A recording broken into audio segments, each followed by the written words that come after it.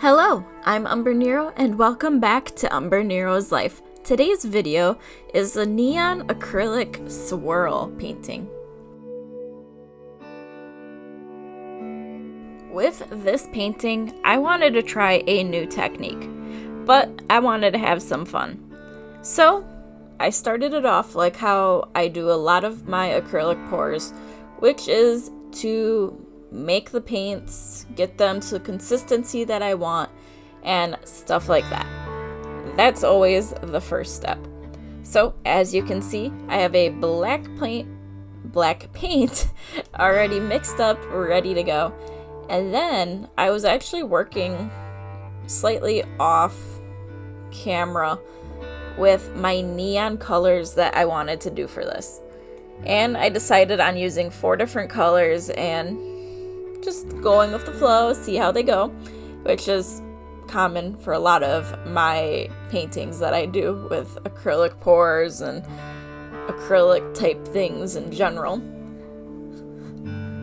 So I was getting all of those colors ready. My camera was being very mad at me because I was not directly under it while shaking my paint, getting it as thin as I needed it. But it was at this time when I decided I wanted to try something new instead of doing a normal acrylic pour type thing. I decided I wanted to do more of a swirl than a pour. And to do that, it meant I was going to need a hairdryer to blow my colors around together and make it work. Well, first things first was getting all of the paints ready, and I love that I have a different technique than this to get all my paints set for these types of things now. Makes it so much easier, but this was one method I found that was working at the time. So it was time to start getting the paint on the canvas, and I decided we're going to start with my darkest color, which was going to be the black because the neons would stand out very well against it. And in all fairness, they do. And here I was just toying around with using my stir sticks to blow the paint around. And then I realized I have a hairdryer in my office that I can use to blow paint around. So I had to do a little bit of rearranging how things were plugged in, and it's like, oh, this could actually work. It was at this point I realized my black paint was kind of chunky because I did not get it smoothly mixed like my other colors, so I would end up having to deal with that. But I started adding my colors, giving each one kind of a corner that they came from. And this was rough. This first little bit of this was kind of rough. But the hairdryer worked very well, because at one point I overdid it badly with some of the colors.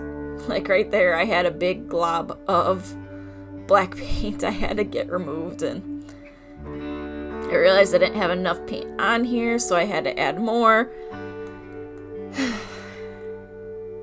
This was a true test of trial and error, and I was mixing the orange way too much, and I was not liking what was happening with it. So, best thing you can do is, when in doubt, add more paint to fix your mistake. At least that's what I did. So I decided, alright, orange, you're going here. Pink, you're going this way. Purple, you're going that way. I added a lot of purple. And then blue, because I didn't use a lot of blue initially. And then it was figuring out the right angle to blow these down from. And I did a quick, let's just go from here and see how it went. I'm glad that I did that, because once this was dry, It looked really neat. And here you can actually see me trying to get to the black light setting. Well, soon I will be getting to the black light setting on my light that I have in my office, just so that way I could see how well these colors look under the black light.